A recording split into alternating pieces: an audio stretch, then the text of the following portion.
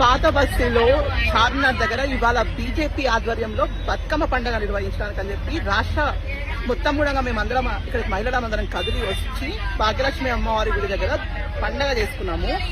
కానీ ఇక్కడ కళ్ళు కుట్టినటువంటి తురకముండ అడుకులు ఇవాళ మా మహిళలు అందరం ఉన్నటువంటి, ఒకసారి చూడండి, ఇంతమంది మహిళలు ఉన్నటువంటి ఒక బస్సు పైన, మా బస్సు పైన ఒక ఆటో డ్రైవర్ వచ్చి దాడి చేస్తాడు.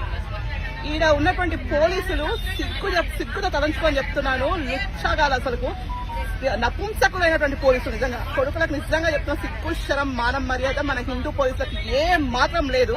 ఇక్కడ వచ్చినటువంటి ఆడ మొత్తం మహిళల మీద మొత్తం వచ్చి దాడి చేస్తా ఉంటే కూడా కనీసం ఆపడానికి ప్రయత్నం చేయలేదు వీళ్ళు ఇక్కడ ఉన్న వాళ్ళు.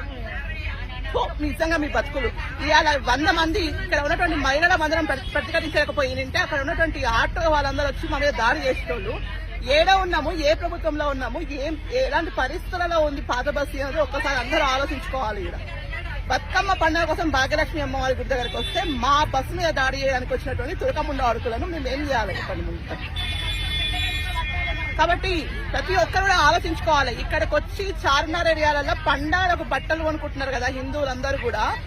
మీకు నిజంగా సిగ్గుశరం ఉంటే, నిజంగా మీరు హిందువులు అయితే, మీకు నిజంగా పౌరుషమై ఉంటే ముందు బంద్ చేయండి షాపింగ్ చేసుడు. ఆర్థికంగా వీళ్ళని బహిష్కరిస్తే గానీ ఈ కొడుకులకు ఉన్నటువంటి బలుపు తగ్గదు. కాబట్టి ప్రతి ఒక్కరం కూడా ఈ విషయం పైన మాత్రం నేను 100% చెప్తున్నాను. ఇక్కడ ఉన్న మహిళలందరూ కూడా అప్రిషియేట్ చేస్తున్నాను పక్క. మీకు అందరికి కూడా శుభాకాంక్షలు. నవరాత్రులలో మన యొక్క మహిళా శక్తి ఏదో నిరూపించారు మీరు అందరు కలిసి. మహిళా శక్తి అంటే ఏందో ఇవాళ ప్రతి ఒక్క మా పాత బస్సులో ఉన్న ప్రతి ఒక్క తుర్కోని కూడా మేము చూపించామని చెప్తున్నాం. ఇంకా నమస్తే, భారత్ మాతా కీ జై.